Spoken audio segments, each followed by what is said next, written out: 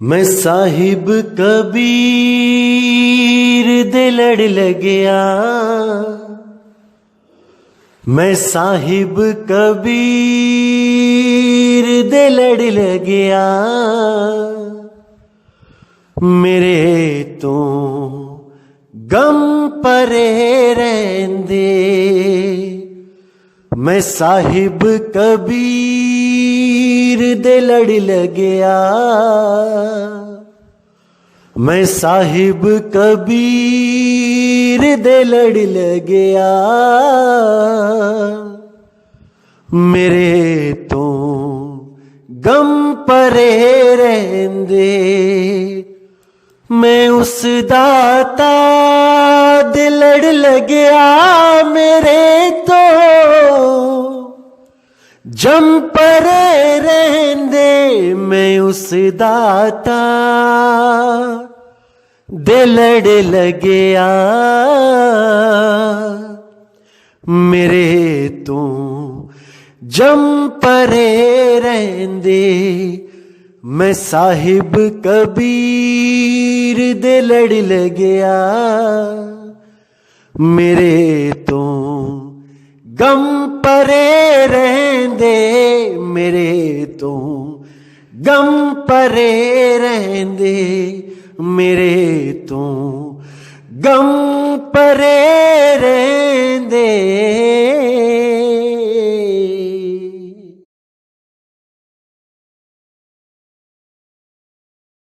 नमस्कार मेरे प्यारे भाइयों, मेरे परमात्मा के प्यारे जीव हंसों।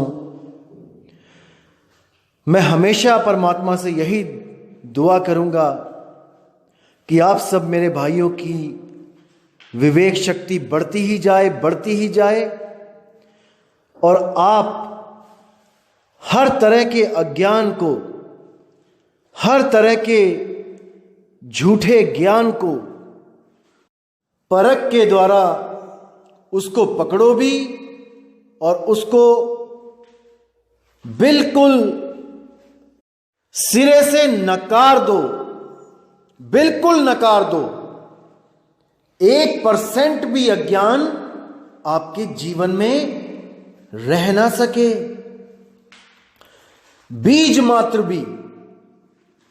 क्योंकि अगर बीज भी रहेगा तो वो एक दिन वृक्ष बन जाएगा। इसलिए मेरे भाई, 1% भी अज्ञान आपके जीवन में नहीं होना चाहिए। प्रैक्टिकल करने से पहले आपको थ्योरी का संपूर्ण ज्ञान होना चाहिए। आपके सामने लक्ष्य होना चाहिए कि आपको चाहिए क्या है, किस चीज से आपकी मुक्ति होगी, कैसे आपकी मुक्ति होगी, क्या वस्तु है जिसकी कमी की वजह से आप इस जन्म और मरण के चक्कर में उलझे हुए हो। हर चीज आपको पता होनी चाहिए दोस्तों, तभी आप इस मन रूपी काल से जीत पाओगे, तभी जीत पाओगे। नहीं तो ये मन रूपी काल आपको धर दबोचेगा और आप चाह कर भी उसका कुछ नहीं बिगाड़ पाओगे। तो दोस्तों, आज 2-3 दिन से मुझे काफ़ी लोग, मेरे भाई मुझे लिंक भेज रहे थे किसी चैनल, यूट्यूब चैनल का, कि भाई उस भाई ने बड़ा अच्छा खुलासा किया है 2 अक्षर का और बिचली पीढ़ी हंस के बारे में बताया है और 33 अरब ज्ञान के बारे में बताया है, शर अक्षर नी अक्षर के बारे में बताया है। तो हमें भी इसके बारे में कुछ खुल के बताइए कि क्या है ये सब। दोस्तों, ये चीज़ें मैंने बिल्कुल लास्ट में क्लियर करनी थी, लेकिन आप लोग ने इतनी अरदास करी, इतना अपने जोर डाला कि इन चीज़ों को क्लियर करें, इसलिए मुझे अभी समय से पहले ये क्लियर करना पड़ रहा है। लेकिन चलो, जो चीज़ें मैंने सीरियल वाइज बतानी है वो तो मैं बताता ही रहूँगा। मैं आज इस भ्रम को तोड़ देता हूँ आपके, कि जैसे इन लोगों ने बताया कि 33 अरब ज्ञान हम भाखा, यानी 33 अरब दोहे बोले कबीर साहब ने, और एक दोहा बोलने में 10 सेकंड लगते हैं, और कैलकुलेटर लेके बैठ गए ये भाई लोग हिसाब किताब लगाने की कबीर साहब की 120 साल की उम्र में वो कितने दोहे बोल सकते हैं 10 सेकंड पर दोहे के हिसाब से। पहली बात तो यह है दोस्तों कि इनकी मूर्खता पे मुझे हंसी आती है कि क्या बुद्धि लेके ये इस दुनिया में आए हैं, मेरी तो समझ से परे है। पहली बात तो इनको कबीर साहब की ABCD भी नहीं पता कि कबीर साहब हैं क्या वो 120 साल ही इस दुनिया में आते हैं तभी बोलते हैं, या वो युगों युगों से चेताने आ रहे हैं वो भी ज्ञान वो बोलते हैं। वो ज्ञान भी 33 अरब में है कि नहीं है इनको नहीं पता, क्योंकि ये तो आज के मशीनी युग के परम ज्ञानी बने हुए हैं ना भाई। कैलकुलेटर है इनके पास, सब कुछ कर सकते हैं, हिसाब किताब लगा सकते हैं कि कितने श्वास लिए हैं, कितनी वाणियां बोली हैं, सब कर सकते हैं भाई। कोई शंका की बात ही नहीं है, परम ज्ञानी है ना भाई। कबीर साहब क्या है इनके सामने? कुछ भी नहीं है। तभी तो अपने सत्संग में ये कबीर कबीर कबीर बोलते हैं। कबीर ये कहता है, कबीर वो कहता है, इसीलिए तो बोलते हैं क्योंकि कबीर साहब तो इनके सामने कुछ है ही नहीं। कबीर साहब को तो इन्होंने घर का नौकर बना लिया है। जैसे हम लोग कहते हैं रामू चाय ले आओ, रामू बर्तन साफ कर दो, रामू बाजार से सब्जी ले आओ, वो हाल इन्होंने कबीर साहब का किया हुआ है। अरे एक शिक्षित आदमी अगर किसी संत महात्मा का नाम लेता है तो उसके आगे जी लगा देता है। कबीर जी, नानक जी, रविदास जी, इन लोग के एडिकेट्स देखिए, मैनर्स देखिए, इन लोग के क्या सिखाया है इनको माँ बाप ने, इनके गुरुओं ने। पता नहीं क्या करते रहे ये लोग, बंकी मारते रहे स्कूल से मेरे ख्याल से। ये तो नैतिक शिक्षा का कोई इनको कोई लेना देना ही नहीं है कि हमें बड़ों के लिए क्या बोलना चाहिए, इज्जत करनी चाहिए। वो भी ऐसे संत जिनके आगे दुनिया नतमस्तक है। तो शर्म आती है मुझे ऐसे लोगों को कुछ समझाते हुए भी कि इन लोगों के लिए तो भाई 84 के धक्के ही हैं। बहुत सोच समझ के ऐसे लोगों के लिए 84 में जो जूनें बनाई गई हैं, जो नॉर्मल जून नहीं होती हैं, जिसमें चाबुक खाने पड़ते हैं, जैसे घोड़े की जून है, सवारियों को भी ढोता है पूरा दिन और रूखी सूखी घास खाता है और पीछे से पड़ते हैं चाबुक। ऐसी कुछ स्पेशल जूनें इन लोगों के लिए बनाई गई हैं। और इंतजार करो, आप लोग इंतजार करो, हर चीज समय पे होती है और जरूर होगी, आप फिक्र मत करो। आपने जितना उल जलूल बोलना है संतों के लिए बोलते रहो, कोई मनाही नहीं है, कोई मनाही नहीं है इस दुनिया में, सब फ्री हैं, कुछ भी बोल सकते हैं, बोलने की आजादी है, कोई बात नहीं। तो दोस्तों आज बात करेंगे 2 अक्षर की। जैसे ये लोग अपनी वीडियोस में बोलते हैं कि पहली बात तो ये मदन साहिब की साखी नहीं है, जैसा कि आप सबको पता चल चुका है कि ये मदन साहिब की साखी है। तो ये लोग क्या बोल रहे हैं अपनी वीडियोस में, मैंने देखी थी इनकी वीडियो, ये कह रहे हैं कि पहली बात तो ये मदन साहिब की साखी नहीं है, ये उन्होंने उसको मॉडिफाइड किया है, कॉपी पेस्ट किया है। जितनी बुद्धि होगी उतना ही बात करेगा इंसान, ये तो मुझे पता ही है और आपको भी पता है। जिस लेवल की परमात्मा ने उसको बुद्धि दी है उतनी ही यूज करेगा। आपके पास 100 रुपए है तो किसी भिखारी पे दया भी ज्यादा करोगे तो कितना करोगे? 100 से ऊपर तो दे नहीं सकते, क्योंकि उतना उससे ज्यादा है ही नहीं, कैसे दोगे? तो इन लोगों ने क्या किया, इन लोगों ने बोल दिया कि मदन साहिब ने ये बाणी चुराई है। कहने का मतलब चुराई हो गया। अब इन लोग को कौन समझाए कि भाई परमात्मा जब एक है और परमात्मा जिसको भी मिला है, जिसको भी परमात्मा का साक्षात्कार हुआ है, उसकी वाणी सेम ही होगी, बिल्कुल सेम होगी। जिसने कभी देखा ही नहीं है जिसने कभी उसको जाना ही नहीं है, जिसको कभी वो मिला ही नहीं है, उसकी तो कोई वाणी भी नहीं होगी। अगर मिला होता कोई तो वाणी लिखते ना भाई। तो आज के टाइम में जितने ये स्वयंभू आत्मज्ञानी बने हुए हैं, इनकी ना तो कोई अपनी वाणी है, ना ही इनके पास कोई ऐसा प्रूफ है ज्ञान का कि भाई जिस रास्ते पे मैं चल रहा हूं वो रास्ता ठीक भी है कि नहीं। ना तो ये कोई प्रूफ दे सकते हैं। जो दो चार प्रूफ देंगे वो भी गीता से उठा के एक आधा श्लोक बता दिया, कबीर साहब की वाणी से उठा के कोई शब्द बता दिया, वो भी केवल इसलिए कि इनको ये प्रमाणित करना है क्योंकि इनके पास आत्मज्ञान है भाई। और जिन लोग की ये बात करेंगे, जिनकी वाणियां रखेंगे अपने सत्संग में खुद को सही प्रूफ करने के लिए, उन्हीं को अज्ञानी बता देंगे कि कबीर साहब की वाणी तो मैं ले रहा हूं, देखो मेरे ज्ञान से मैच कर रही है, लेकिन कबीर साहब भी अज्ञानी थे।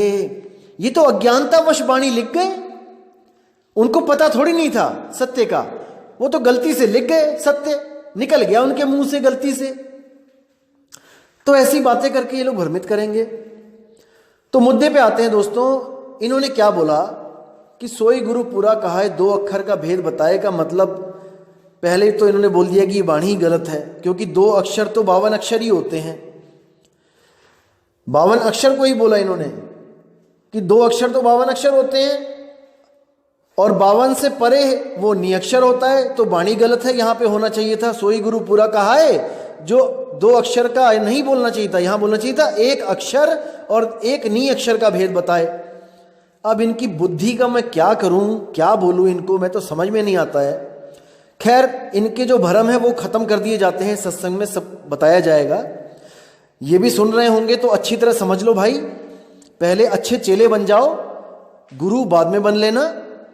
भ्रमित इंसान लोगों को भ्रमित ही कर सकता है। पहले पूर्ण हो जाओ, तब लोगों को पूर्ण करो। अक्षर का क्या मतलब होता है? अक्षर का मतलब होता है अविनाशी, और 1 अक्षर का मतलब होता है 52 अक्षर। गूगल में सर्च करो मीनिंग ऑफ अक्षर, आपको वहां पर 2 तरह के अक्षर दिखाई देंगे जो अर्थ में आएगा। एक तो आएगा अल्फाबेट्स 52 अक्षर, और एक आएगा अविनाशी अक्षर आत्मा। इसी अक्षर में दोनों तरह के अक्षर आ गए हैं, और यही वो 2 अक्षर हैं जिसका भेद बताया जाता है कि 52 अक्षर को छोड़ना है, उस अविनाशी अक्षर को पकड़ लेना है जो आप स्वयं हो, यानी कि अपने स्वरूप में स्थित हो जाना है। आप भी नी अक्षर हो, लेकिन आप जब तक इस देह में हो आप अक्षरों का सहारा ले रहे हो, इसलिए आप नी अक्षर अभी नहीं हो। जब आप उस नी अक्षर अवस्था को प्राप्त करोगे जो देह से परे है, तब आप ही नी अक्षर हो जाओगे। इसको समझ लो अच्छी तरह, क्योंकि इन लोगों के पास जो इन्होंने शिष्य बनाए हुए थे, भ्रमित कर करके लोग इकट्ठे किए थे, जो 15, 20, 25 लोग, उन्होंने जब इनसे सवाल जवाब किया, क्योंकि मेरे सत्संग जब स्टार्ट हुए तो मैंने पूरा फोकस रखा था कि आप अपने गुरुओं से पूछो कि ये ब्रह्म, ये शून्य कैसे पैदा हो गया जब हर जगह आत्मा ही आत्मा थी। तो जब इनके आप पहले सत्संग सुनना शुरू वाले, तो इन्होंने हमेशा फोकस रखा कि आत्मा ही सबसे बड़ा है, आत्मा से बड़ा कुछ नहीं है, आत्मा ही अविनाशी है, बाकी कोई अविनाशी नहीं है, सब मर जाते हैं। देखना, आप सुनो इनको, पहले दूसरे तीसरे सत्संग सुनो इनके। और जब हमारे सत्संग सुन के लोगों का विवेक जागा और इनसे जब सवाल जवाब होने लगे कि आत्मा के होते हुए ये शून्य कहां से आ गया, शून्य को किसने पैदा किया, तो इनके पास जवाब नहीं था। ये बस यही कह के टाल रहे थे कि नहीं, ये तो शाश्वत नियम है, वो तो शून्य अपने आप ही पैदा करता है, फैक्ट्री अपने आप ही चल रही है, उसको चलाने वाला कोई नहीं है। तो ऐसी बातें जब इन्होंने करी तो उन लोगों ने इनको काफी गालियां दी। वो हमारे शिष्य नहीं थे दोस्त, हमारा कोई शिष्य किसी को गाली नहीं देता, हमारा कोई शिष्य किसी को गाली नहीं देता, क्योंकि हमारी पढ़ाई ऐसी है कि भाई किसी को गाली नहीं देना, किसी को बुरा मत बोलना। हाँ, ज्ञान अज्ञान की लड़ाई युगों युगों से होती आई है, इसमें पीछे भी मत हटना, क्योंकि सत्य को सामने रखना ही एक शूरवीर संत का, एक शूरवीर भगत का काम है। उस सत्य को आगे रखना। असत्य के आगे घुटने कभी मत टेकना। तो इन लोगों को जब गालियां पड़ने लगी और इनको छोड़ छोड़ के लोग हमारे गुरुजी के पास आने लगे, तो इन्होंने क्या किया, इस सवाल से बचने के लिए इन्होंने एक ऑडियो लॉन्च करी कि मुझसे ये मत पूछो कि वो शून्य कैसे पैदा होता है, ये शाश्वत नियम है, ये दोनों ही अविनाशी हैं। आत्मा भी अविनाशी अक्षर है और मन शून्य भी अक्षर है, अविनाशी है। जैसे कि आप अभी इनके सत्संग सुन सकते हो जो 2-3 दिन पहले इन्होंने अपलोड किया है, उसमें ये कह रहे हैं कि 2 अक्षर का भेद बताए का मतलब है 2 तरह के अविनाशी का भेद बता दे। अब इनकी बुद्धि पे जो पत्थर पड़े हैं कि 2 तरह के अविनाशी, अरे बोलने से पहले सोच तो लो क्या बोल रहे हो। 2 तरह के अविनाशी कैसे आ सकते हैं इस दुनिया में? अविनाशी तो एक है, क्योंकि अगर 2 अविनाशी हैं तो 2 सर्वव्यापी हो गए। 2 सर्वव्यापी नहीं हो सकते, आपने ही बोला था। तो यहां पर आपका जो अज्ञान है वो पकड़ा जाता है, क्योंकि थोथा चना बाजे घना। लोगों के सवालों के जवाब आप नहीं दे पाए, लोगों ने आपको गालियां दी और आपको दुत्कार दिया। अब आपके पास कोई रास्ता नहीं था, तो अब आप कबीर साहब की वाणियों का गलत अर्थ करके लोगों को दोबारा भ्रमित कर रहे हो। बिल्कुल गलत बात है ये। तो दोस्तों आज आपको बताते हैं क्या है ये अक्षर, 2 अक्षर, 2 अक्षर, क्या है ये बिचली पीढ़ी, क्या है ये 33 अरब ज्ञान और क्या है ये नी अक्षर। तो दोस्तों वाणी कहती है, सोई गुरु पूरा कहाए, 2 अक्षर का भेद बताए, एक छुड़ाए एक लखाए, तब प्राणी निज घर को जाए। यानी कि एक अक्षर जो 52 अक्षर है, किसी भी भाषा का कोई भी बोलने वाला अक्षर है वो 52 अक्षर ही कहलाता है। 52 अक्षर को सांकेतिक ज्ञान ले लिया जाता है कि कुछ भी बोल दिया वो 52 अक्षर में ही है, चाहे वो भाषा कोई भी हो। जैसे इंग्लिश के 26 अक्षर है, तो इसका मतलब ये नहीं कि वहां पे 26 अक्षर बोलेंगे, वो 52 ही, कहने में 52 ही आ जाता है कि जो मुख से निकल गया वो 52 है।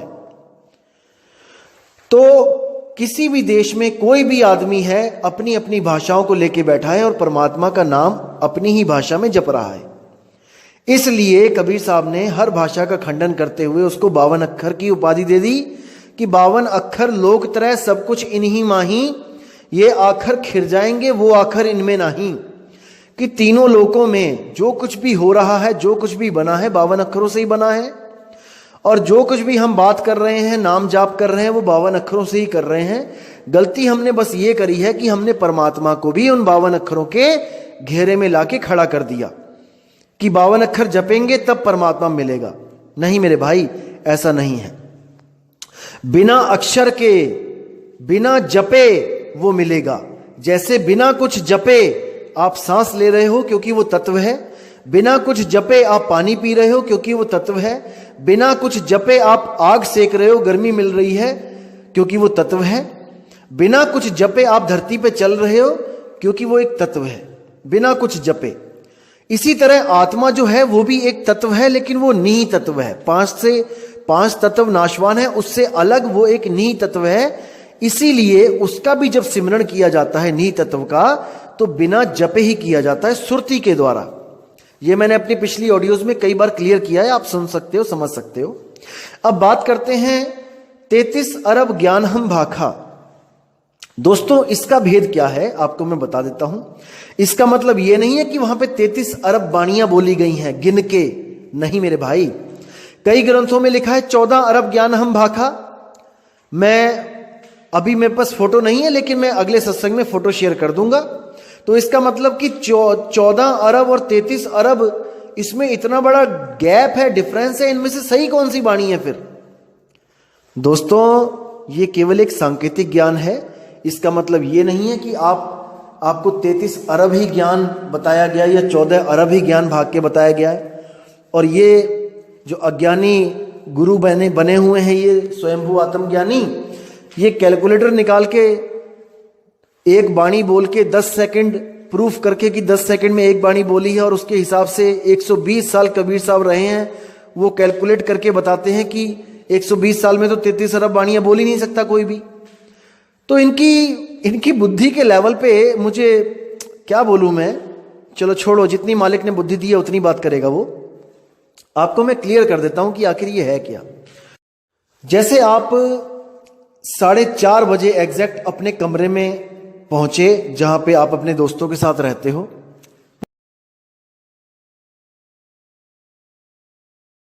एग्जैक्ट, और आप जैसे ही कुर्सी पे बैठे पहुंचते ही तो आपका जो दोस्त था वहां पे वो अपने मोबाइल में कोई चैटिंग कर रहा था, कोई गेम खेल रहा था। आपने उसको बोला कि भाई पानी पिला दे, और वो नहीं सुन पाया क्योंकि उसकी सुर्ती मोबाइल में लगी है। आपने दोबारा बोला भाई पानी पिला दे, और उसने नहीं सुना। आपने तीसरी बार बोला कि भाई पानी पिला दे, और उसकी सुर्ती मोबाइल से हटी और उसने पूछा क्या बोल रहा भाई। तब उसने कहा अरे 36 बार तो कह लिया तुझे पानी पिला दे, तुझे सुनाई नहीं देता क्या। तो अगर अब वो आदमी घड़ी देखे और बोले कि 4:30 बजे तुम एंटर किया था तुमने, और अभी तो 10 सेकंड हुए हैं 4:30 से ऊपर, 10 सेकंड में तुमने 36 बार कैसे बोल दिया, तुम तो झूठे हो, तुम तो झूठ बोल रहे हो। दोस्तों यही हाल है इन लोगों का। कैलकुलेटर लगा के निकाल के हिसाब लगाने लग गए कि इतने दिन बने, इतने घंटे बने, इतने मिनट बने, इतने सेकंड बने 120 साल की, और उसके हिसाब से ये वाणी झूठी हो गई। हंसी आती है, हंसी। जब मैंने इसको सुना तो मेरा मैं क्या बताऊं, मुझे तरस आने लगा इनकी बुद्धि पे। तरस, तरस समझते हैं ना आप लोग, तरस। जैसे कोई बेचारा, चलो छोड़ो क्या बोलूं मैं। तो ये 33 अरब ज्ञान जो है दोस्तों, ये केवल और केवल सांकेतिक ज्ञान है कि मैंने लाख बार उसको समझाने की कोशिश करी। जैसे हम लोग कहते हैं गुरुजी आपको कोटि कोटि प्रणाम, अब हम गिनने लग जाए कि एक प्रणाम करने में हमें 10 से 20 सेकंड लग जाते हैं, एक बार गुरु को प्रणाम करने में, दंडवत करने में, या साहिब बंदगी करने में। उसके हिसाब से हम कोटि कोटि प्रणाम यानी कि 1 करोड़ बार प्रणाम करने में कितना टाइम लगेगा। तो ये दोस्तों ये बच्चों वाली बातें होती हैं, ये नादान मंद बुद्धि जो लोग होते हैं, ये उनकी बातें होती हैं ऐसी। एक विवेकी पुरुष ऐसी बातें नहीं कर सकता। और दोस्तों चलो छोड़ो इसको, आगे जो है बिचली पीढ़ी की बात जो चली थी कि बिचली पीढ़ी हंस न तरही, उसका इन्होंने बड़ा अद्भुत एक रहस्य बताया इन्होंने कि धर्मदास तुझे लाख दुहाई, सार नाम बाहर ना जाई, सार नाम बाहर जो पढ़ही, बिचली पीढ़ी हंस न तरही। ये वाणी भी झूठी है, क्योंकि बिचली पीढ़ी का मतलब होता है कि एक कलयुग की आयु होती है 4 लाख कुछ साल, तो बिचली पीढ़ी का मतलब है कि 2 लाख कुछ साल, और अभी तो 5500 कुछ साल ही बीते हैं, अभी तो 2 लाख कुछ साल आए भी नहीं हैं। तो कबीर साहब तो उस वक्त की बात कर रहे हैं जब 2 लाख साल बीत जाएंगे। इनकी मंद बुद्धि में ये छोटी सी बात नहीं घुसने वाली, मुझे पता है। इसको भी मैं क्लियर कर देता हूं, और जो मेरा सत्संग सुन रहे हैं भाई, इन लोगों के भगत, वो भी अच्छी तरह समझ ले कि बिचली पीढ़ी का मतलब क्या है। अगर 2 लाख साल के बाद ही बिचली पीढ़ी आनी थी तो हम लोग तो फालतू इंसान हो गए 2 लाख साल तक, हमें तो फिर मुक्त कराने वाला कोई है ही नहीं। कबीर साहब तो हमसे लेना देना ही कुछ नहीं है कबीर साहब का। तो क्यों आके बाबा नानक को मिल गए, क्यों आके गरीबदास जी को मिल गए, क्यों आके मदन साहिब को मिल गए, जब 2 लाख के बाद वाले को ही, बिचली पीढ़ी वाले को ही तारना था। दोस्तों ये सब अज्ञान है, अपने दिमाग से इन चीजों को निकाल दीजिए। आपको मैं क्लियर बताता हूं कि बिचली पीढ़ी का मतलब क्या होता है। ये मैंने सबसे लास्ट ऑडियोज में बताना था, भेद खोलने थे, लेकिन मजबूरी हो गई है कि इन जैसे अज्ञानियों को आईना दिखाना पड़ेगा। तो दोस्तों बिचली पीढ़ी का मतलब होता है, जैसे आप अपने घर से निकले, दिल्ली से निकले ट्रेन में, और आपने मुंबई पहुंचना है। तो आप जब दिल्ली से निकले और आप अभी सफर में हो, तो वो हो गया आपका बीच का सफर। दिल्ली से बंबई के आप बीच में हो। बीच में का मतलब ये नहीं कि आप दिल्ली और बंबई का जो डिस्टेंस नाप के उसके बिल्कुल बीच में खड़े हो जाओ तो मैं बीच में हूं, नहीं। आपको कोई भी, जैसे आप बंबई में जा रहे हो दिल्ली से, तो आपको बंबई से फोन आएगा कि आप कहां पे हो, तो आप क्या बोलोगे, अभी मैं रास्ते में हूं, अभी मैं सफर कर रहा हूं, अभी मैं बीच में हूं, अभी मैं नहीं पहुंचा। इसका मतलब होता है आप बीच में हो, बिचली पीढ़ी हो। जैसे कबीर साहब ने बोला था कि धर्मदास, जो मैं तुम्हें बता रहा हूं तुम लिखो, सतलोक के बारे में लिखो, अलख लोक के बारे में लिखो, अनामी लोक के बारे में लिखो, बहुत कुछ लिखो। लिखो कि वहां पे ऐसे ऐसे परमात्मा मिला, वो तख्त पे बैठा हुआ था, वहां पे तख्त थे, वहां पे बड़े बड़े नदियां हैं, बड़े बड़े पहाड़ हैं, सोने के वृक्ष हैं, और ये है और वो है, लिखो। ऐसे ही गरीबदास जी को भी बोला तुम भी लिखो, ऐसे ही बाकी संतों को बोला कि तुम भी लिखो। आखिर क्यों लिखवाया ये सब? क्योंकि उनको पता था कि काल के दूत आएंगे, मेरे ज्ञान को पढ़ेंगे और वो पंथ चलाएंगे, मेरा नाम लेके पंथ चलाएंगे। इसलिए उन्होंने ये कहानी ज्ञान लिखवाया ताकि काल के दूत विवेकी तो वो होंगे ही नहीं, वरना काल के दूत क्यों कहलाए। बिना विवेक के इन कहानियों को पढ़ पढ़ के वो अपने बड़े बड़े पंथ चलाएंगे और अपने सब जीवों को इन्हीं कहानियों में उलझाएंगे। लेकिन जब मेरा 13वां पंथ, उसका जब प्रकाश होगा इस दुनिया में, तब वो जब मूल ज्ञान रखेगा जो मैंने इन किताबों में नहीं बताया है, तब उस मूल ज्ञान को सुन के जो भी लोग भ्रमित हुए थे वो सब विवेकी होकर उनके ज्ञान को तत्काल त्याग कर 13वें पंथ के ज्ञान में आ जाएंगे। मेरे बच्चे मेरी आवाज पहचान जाएंगे। लेकिन जो कौवे होंगे वो मेरी आवाज को प्रेम नहीं करेंगे। इसलिए उन्होंने कहा था कि ये काल के दूत, ये मेरी वाणियां चुरा चुरा के अपने ग्रंथ भर भर के समझा समझा के लोगों को, कि कबीर वाणी कहती है कि मंदिर नहीं जाना है, कबीर वाणी कहती है पत्थर नहीं पूजना है, कबीर वाणी कहती है पाखंड से ऊपर उठ जाना है, कर्मकांड नहीं करना है, ये सब काल के दूत भी मना करवाएंगे। और उनकी बातें सुनकर जो जीव होंगे वो अज्ञान को छोड़ के, इन कर्म कांडों को छोड़ के सत्य के रास्ते पे निकल पड़ेंगे, भक्ति करने लग जाएंगे। लेकिन वो काल के दूतों द्वारा दी हुई ही भक्ति होगी। कहने का मतलब सफर शुरू हो गया है, लेकिन वो धुर तक नहीं पहुंच पाएंगे, इसलिए उनको बिचली पीढ़ी बोला है। सफर तो उन्होंने शुरू कर दिया है, बीच में तो आ गए हैं, लेकिन पार नहीं हो पाएंगे अगर ये सार नाम इन काल दूतों के हाथ लग गया तो। क्योंकि काल के दूत कभी नहीं चाहते कि किसी भी जीव को सारनाम मिले। वो यहां पे 10-10, 20-20 साल आपको देवी देवताओं के नाम, ये 52 अक्षर के नाम यही जपवाते रहेंगे, और 20, 25, 30 साल के बाद जब कोई ज्योति प्रकाश या अनहद नाद सुनाई देगी, उसी को सार शब्द कह के आपका जीवन बर्बाद करवा देंगे।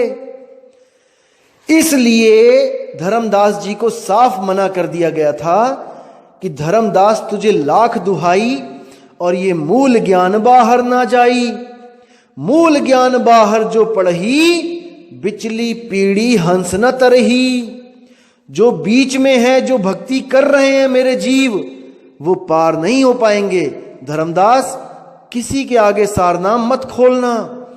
गुरमुख को तुम देव बताई, कपटी से तुम राख छुपाई। अगर किसी को देना भी है, बताना भी है, तो उसकी परख कर लेना।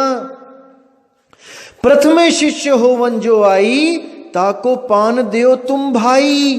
तुम, मैं नहीं लिखा है कि मैं दूंगा। विवेक लगाओ इस वाणी पे। प्रथमे शिष्य हो वन जो आई, ताको पान देव तुम भाई। जब देखो तुम दृढ़ता ज्ञाना, तासे कहो शब्द परवाना। शब्द माही जब निश्चय आवे, ताको ज्ञान अगाध सुनावे। तुम बोला है तुम। और कुछ लोग कहते हैं कि धर्मदास जी को नाम देने की आज्ञा ही नहीं थी। बिल्कुल गलत। धर्मदास जी ने भी नाम दिया है, बाबा नानक ने भी नाम दिया है, रविदास जी ने भी नाम दिया है, आपके सामने है, मीरा जी को रविदास जी ने नाम दिया। और यह भी केवल इसलिए दिलवाया गया था ताकि कोई इस भ्रम में ना रहे कि अगर मैं ही दूंगा तब वो प्राप्ति होगी। ये भ्रम तोड़ने के लिए उन्होंने एक बहुत ही बढ़िया उदाहरण देके गए हैं यहां पे।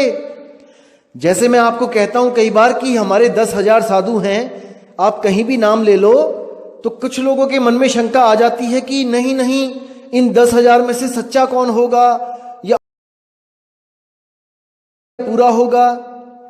मेरे भाई, हर गुरु, जो भी गुरु है, जो साधु है, जो वो आपको नाम देगा, वो नाम, वो शब्द ही असली गुरु है।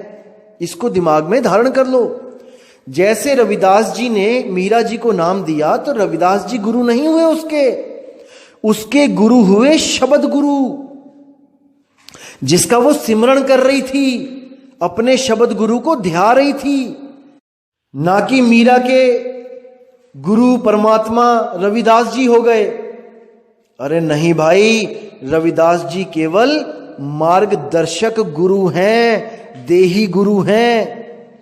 विदेही गुरु तो वो होता है जिसका हम सिमरण करते हैं, जिसका हमारे गुरु भी सिमरण कर रहे हैं, जिसका मैं भी सिमरण कर रहा हूं, और आने वाली संगत भी अपने शब्द गुरु का सिमरण करेगी।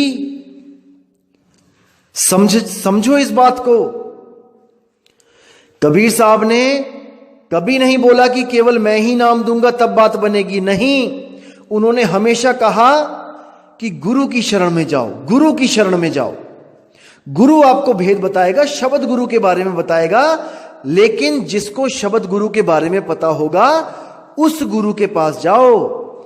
कोई 52 अक्षर वाला या कोई श्वासों की जाप वाला या फिर कोई अनहद नाद वाला गुरु, उसके चक्कर में मत पड़ जाना। ऐसे गुरु के पास जाओ जो आपको शब्द का भेद बताए, वो शब्द जो अक्षरों में नहीं है। तो दोस्तों, ये पिछली पीढ़ी का भी राज आपको मैंने बता दिया है ताकि कल को कोई आपको भ्रमित ना कर सके। और देखो कितनी परमात्मा की दया है आप सब पे। परमात्मा ने कितना गुप्त पंथ चलाया, कितना बड़ा पंथ चल रहा है गुप्त तरीके से। किसी को पता ही नहीं कि मदन साहिब भी कोई संत है। आज दुनिया जाग रही है, कभी नाम ही नहीं सुना था मदन साहिब का। सब संतों का नाम सुन लिया, आजकल के पाखंडी संतों का भी नाम सुन लिया, जो जेलों में धक्के खा रहे हैं उनका भी नाम बच्चा बच्चा जानता है। लेकिन जिसको स्वयं परमात्मा आके मिले, उस मदन साहिब को कोई नहीं जान रहा है। यही वो गुप्त पंथ है जिसके बारे में बताया गया था, मूल ज्ञान तब लग छुपाई, जब लग द्वादश पंथ ना मिट जाई। कि मैं मूल ज्ञान को तब लग छुपा लूंगा जब लग द्वादश पंथ को खत्म नहीं हो जाते, वो तब तक उसको छुपा के रखूंगा। द्वादश पंथ खत्म कब हुआ दोस्तों? जब 12वें पंथ के प्रवर्तक, जिनका नाम बहुत मशहूर है और मैं नाम नहीं लूंगा उनका, उन्होंने जब अपने ही गुरु भाइयों का अज्ञान खोला, यानी कि अपने ही गरीबदासी पंथ में वो भी थे और बाकी गरीबदासी पंथियों का सारा ज्ञान खोल दिया कि कोई ओम नमः शिवाय मंत्र दे रहा है, कोई ओम दे रहा है, कोई सोहम दे रहा है। तो उनका जब ज्ञान खोल दिया उन्होंने 12वें पंथ में, तो 50% वो पंथ खत्म हो गया गरीबदास जी का। 12वां पंथ 50% खत्म हो गया। अब 50% कब खत्म हुआ? जब उन महात्मा ने सरकार के खिलाफ मोर्चा खोल दिया और उसमें कुछ जीव हंस मारे गए,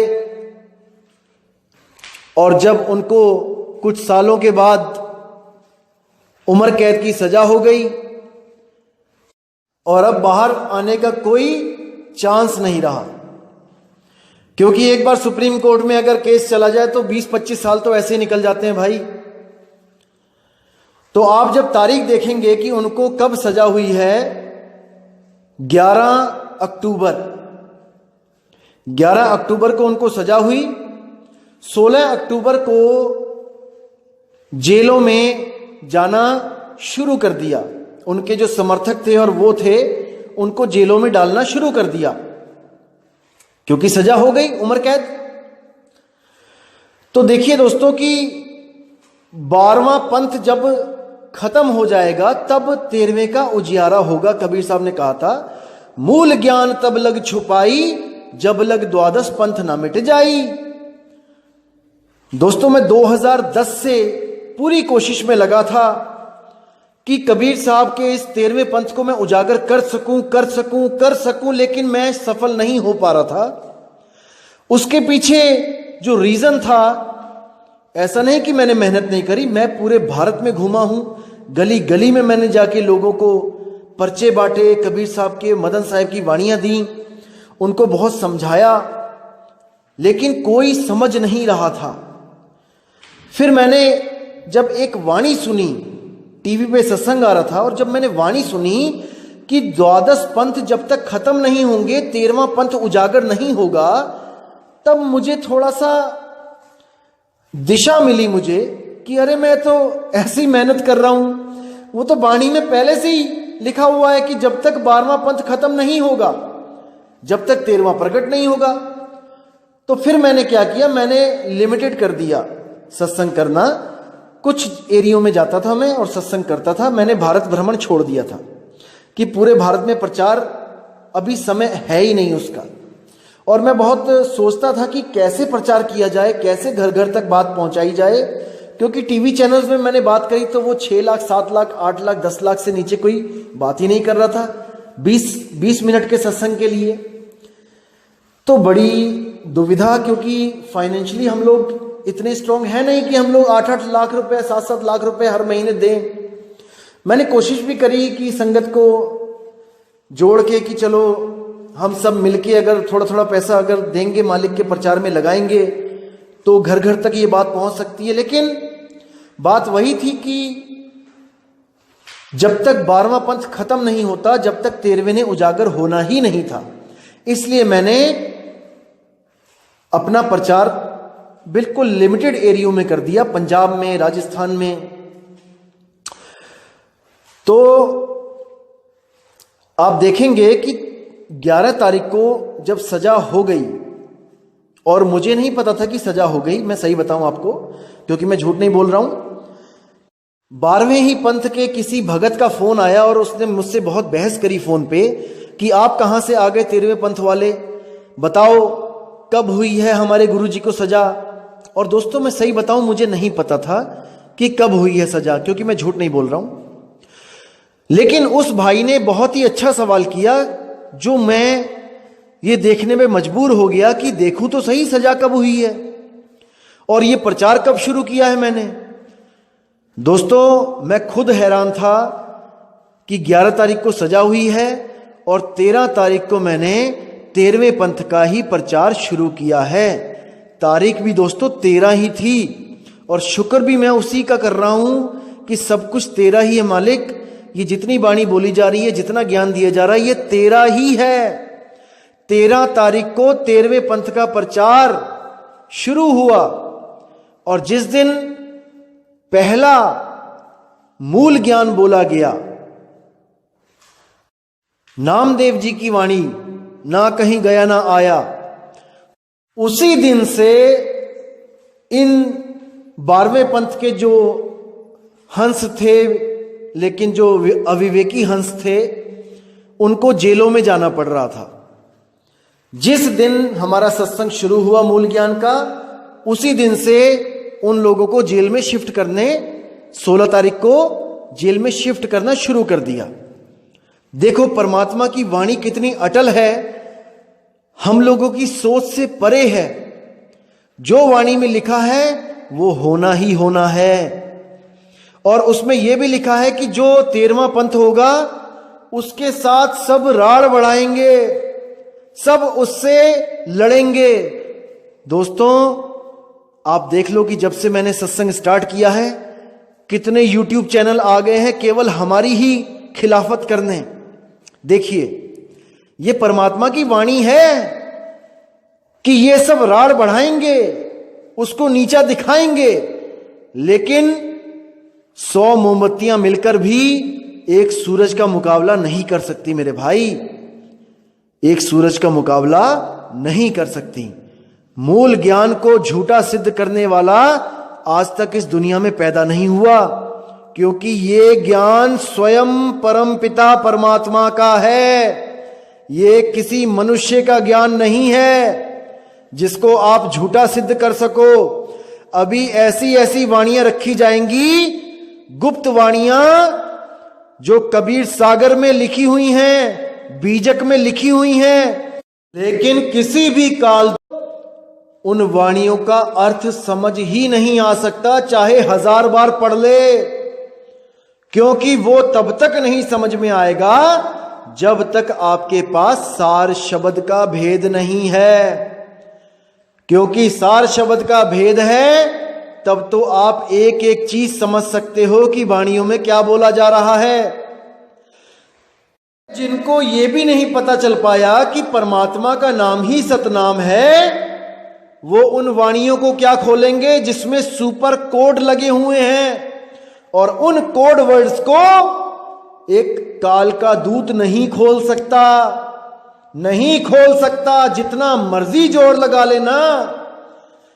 अभी आपको ऐसी ऐसी वाणियां दिखाई जाएंगी कि आपके भरम के पर्दे एकदम साफ हो जाएंगे, उखड़ जाएंगे, और आने वाले समय में युगों युगों तक, जब तक ये इंटरनेट चल रहा है, जब तक ये यूट्यूब चल रहा है, इस सत्संग को सुन के लोगों को सच्चा मार्ग मिलेगा, सच्चा रास्ता मिलेगा। एक भी भाई भ्रमित नहीं होगा, नहीं होगा, नहीं होगा। बहुत भ्रमित कर लिया तुम लोगों ने, अब और नहीं, और नहीं मेरे भाई। और आपको एक चीज और बताऊं, इन लोगों के हाथ में हमारे ग्रंथ लगे, इन लोगों के कुछ लोगों ने हमें मैसेज किए कि हमें भी ग्रंथ भेज दो अपना, तो हमने भेज दिए कि विवेकी होगा तो समझेगा। अब हमें क्या पता था कि बंदर क्या जाने अदरक का स्वाद। हमारे ग्रंथ लेकर हमें ही बता रहे हैं कि देखो तुम क्या कर रहे हो। अरे भाई, हमें बहुत अच्छी तरह पता है कि हमारे पंथ में क्या है क्या नहीं। जो भी कुछ हमारे ग्रंथों में लिखा हुआ है वो तो शुरुआत है, भेद तो गुप्त होता है, गुप्त किताबों में नहीं लिखा जाता। जो आप सोच रहे हो कि हमारी किताब को देख के कि हमें सब कुछ पता लग गया कि ये लोग क्या करते हैं, सपने में भी नहीं पता लग सकता, क्योंकि बिल्ली सब कुछ सिखाती है शेर को, पेड़ पे चढ़ना वो भी नहीं सिखाती। तो इतना गुप्त भेद जो कबीर साहब ने कहा है कि धर्मदास तुझे लाख दुहाई, सार शब्द बाहर ना जाई, वो क्या हम अपने ग्रंथों में लिखेंगे? इतनी भी बुद्धि नहीं लगाते हैं। अरे भाई, वो गुप्त है, वो सब विधि गुप्त है। तुम लोग को तो हवा भी नहीं लग सकती कि वो है क्या। वो तब तक नहीं दिया जाता जब तक शिष्य उस लायक ना हो जाए कि उस वस्तु को ग्रहण कर सके। वो अति सूक्ष्म, अति गुप्त भेद है जो ऐसे ही नहीं दिया जाता किसी को भी। राह चलते को कोई नाम लेने आ गया और उसको भेद दे दिया जाएगा, कदापि नहीं। उसके लिए पात्रता होनी चाहिए। वो गुरु देखता है कि शिष्य को कब देना है। कुछ लोग तो ऐसे मिलेंगे आपको दोस्तों, भ्रमित करने वाले, जो कहेंगे कि हम लोग सिर पे सिक्का रखवा के भजन करवाते हैं, ध्यान लगवाते हैं। ऐसी मूर्खतापूर्ण बातें करेंगे कि मैं क्या बताऊं। केवल इसलिए बोलते हैं ये लोग ताकि कोई वहां तक पहुंच ही ना पाए। कोई विचार करे उससे पहले ही उसके दिमाग में ऐसा माइंड सेटअप कर देते हैं कि वो तो ऐसे करवाते होंगे, वो तो वैसे करवाते हैं, वो तो ऐसे करवाते हैं, भरमाने के लिए। दोस्तों, कभी किसी की बातों पे यकीन मत करो। जब तक ना देखो अपनी नैनी, तब तक ना मानो गुरु की कहनी। जब तक आपको खुद वो अनुभव नहीं हुआ, आप किसी की बातों में मत आओ। अगर मैं आपके सिर पे सिक्का रखवाऊं तब मुझे बताना कि हाँ भाई आप झूठ बोलते हो, आपने तो मना किया था। दोस्तों, ये सब आप लोगों को रोकने के लिए, भरमाने के लिए जाल बुना जा रहा है, ताकि आप सब इनके गुलाम बने रहो, आप सत्य के पास भी ना फटक पाओ। कुछ लोग कहते हैं कि हम 10वें द्वार की साधना करवाते हैं। अरे तुम लोग सपने में भी नहीं सोच सकते कि हम कौन से द्वार की साधना करते हैं। कबीर साहब कहते हैं 10वें द्वारा प्राण निकले, राज खानी जाए, कुछ देर राज भोगे, फिर पाछे पछताए। अरे हमें भी पता है 10वें द्वार की साधना क्या होती है। हमें बता रहे हैं कि आप 10वें द्वार की साधना करते हो। अरे भाई, 10हों द्वार नरक भर बूढ़े, तू गंदी को बेड़ो। बीजक पढ़ो, उसमें साफ लिखा हुआ है कि 10हों द्वार नरक भर बूढ़े। जो भी 10हों द्वार की साधना करता है वो नरकों में जाता है। इतना जानने के बाद क्या हम 10वें द्वार की साधना कर रहे हैं? कमाल कर दी तुम लोगों ने, तो कमाल कर दी, हद कर दी है भाई। तुम लोग को हवा भी नहीं लग सकती कि हम लोग क्या करते हैं, हमारा शब्द क्या है, कहां है हमारा 11वां द्वार। सपने में भी नहीं सोच सकते। 9 द्वारे संसार सब, 10वें योगी साध, एकादश खिड़की बनी और जानत संत सुजान। उस एकादश खिड़की को कोई बिरला संत जानता है। वहां जाने के लिए एक पूर्ण गुरु, एक सच्चे शब्द की जरूरत पड़ती है मेरे भाई। तो दोस्तों, कई लोग आपको भ्रमित करेंगे कि हम लोग 10वें द्वार की साधना करते हैं, या हम सिर पे सिक्का रखवा के साधना करते हैं, या हम सिर से 1.25 हाथ ऊपर ध्यान लगवाते हैं, या पता नहीं क्या क्या बोलेंगे ये लोग, क्योंकि इन लोगों के पास तो कुछ है नहीं अब बोलने लायक, बस भरमाना ही है इन लोग ने। जैसे वो कुबड़ी मंथरा थी जो, उसने कैकेयी के कान में विष घोल दिया। कैकेयी ने विचार किया नहीं, विवेक लगाया नहीं, और उस कुबड़ी के उसके भ्रम में आ गई, उसकी बातों में आ गई, और जाके राजा दशरथ से वचन ले लिया कि भरत को राज दे दो और राम को वनवास दे दो। इतनी बड़ी रामायण हो गई उस एक बूढ़ी कुबड़ी मंथरा के चक्कर में। इसी तरह ये लोग भी आपके जीवन में उस कुबड़ी मंथरा की तरह काम कर रहे हैं।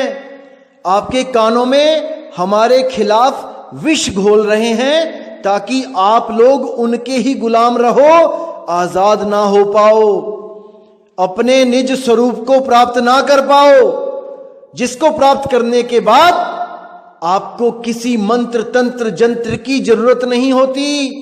कोई जाप नहीं, कोई घी नहीं जलाने दिए, कोई 11,000 का यज्ञ नहीं करना, कुछ नहीं करना है। आप हर चीज से मुक्त हो जाते हो। पढ़िए गीता का अध्याय 3 का 17वां और 18वां श्लोक। वो सीधे आत्मज्ञान की बात करता है और सीधे कहता है कि आत्मज्ञानी जो बंदा होता है, मनुष्य होता है, उसको कोई पाखंड करने की जरूरत नहीं होती। उसके लिए किसी भी विधि का कोई कानून लागू नहीं होता, कोई कर्मकांड उस पर लागू नहीं होता। वो सर्वथा आत्मा में रमण करता है और आत्मा का ज्ञान प्राप्त करके हमेशा के लिए जन्म मरण के बंधनों से मुक्त हो जाता है। कितना स्पष्ट है। लेकिन आप लोग विवेक नहीं लगाते हो, इसलिए इन अधूरे गुरुओं के चक्कर में अपना जीवन बर्बाद कर लेते हो। दिक्कत यहां पे आती है दोस्तों। इसलिए आप भ्रमित नहीं होना है। आपने सारे सत्संग बहुत ध्यान से सुनने हैं।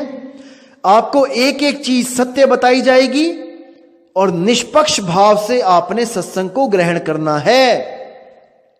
मैं कोई वाणी घर से लिख के नहीं लाता। ये सब कबीर साहब के, नानक साहब के ग्रंथ है जो मैं आपको दिखा रहा हूं। बस फर्क इतना है कि उन अधूरे गुरुओं ने केवल उन वाणियों को दिखाया और गलत अर्थ कर करके समझाया जहां पर उनकी दुकानें चल सकें। लेकिन हमारे ज्ञान में आके दोस्तों सबकी दुकानें टूट जाएंगी।